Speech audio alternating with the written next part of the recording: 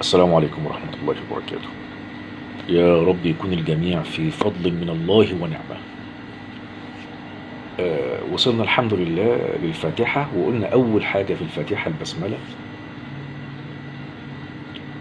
بعد البسملة كان النبي عليه الصلاة والسلام يقرأ الفاتحة آية آية، مش آيتين وآية، 3 آيات وآية، 4 آيات وآية، يجيب الفاتحة كلها في نفس واحد. كان يقرأ الفاتحة آية آية. بالمناسبة النبي عليه الصلاة والسلام مين اللي علمه قراءة الفاتحة؟ سيدنا جبريل عليه السلام. ومين اللي أوحى لسيدنا جبريل عليه السلام إن هو يعلم النبي عليه الصلاة والسلام إن هو يقرأ الفاتحة آية آية؟ الله عز وجل. الله يحب أن يعبد بهذه الشكلة، على هذه الهيئة. يحب تبارك اسمه أن يعبد على هذه الشاكلة بهذه الهيئة. أفضل عبادة تحب أن تتقرب بها إلى الله عز وجل هي التي فعلها النبي عليه الصلاة والسلام، مش أي حد تاني، زي ما قلنا قبل كده وبنأكد على الموضوع ده مرة بعد مرة.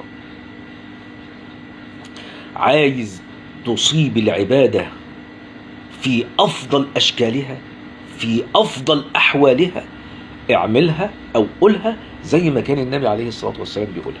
طب اللي بيقرأ الفاتحة آيتين آيتين أو 3 آيات وآية، أو يجيبها كلها في نفس واحد، بإذن الله صلاته صحيحة، ولكن فاتوا هدي النبي عليه الصلاة والسلام في فعل الأمر أو قراءة الفاتحة.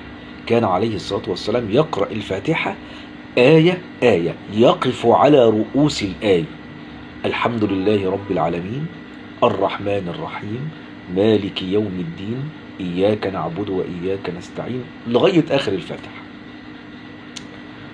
نسأل الله عز وجل إن هو يوفقنا إن احنا نطبق السنة العظيمة دي في الفريضة وفي النافلة. عايز تقرأ الفاتحة كما كان يقرأها النبي عليه الصلاة والسلام، اقرأ الفاتحة آية آية، واعلم أنه خير كثير يفوتك لو انت ما طبقتش السنة دي. صلاتك صحيحة ولكن فاتك خير كثير بلا داعي.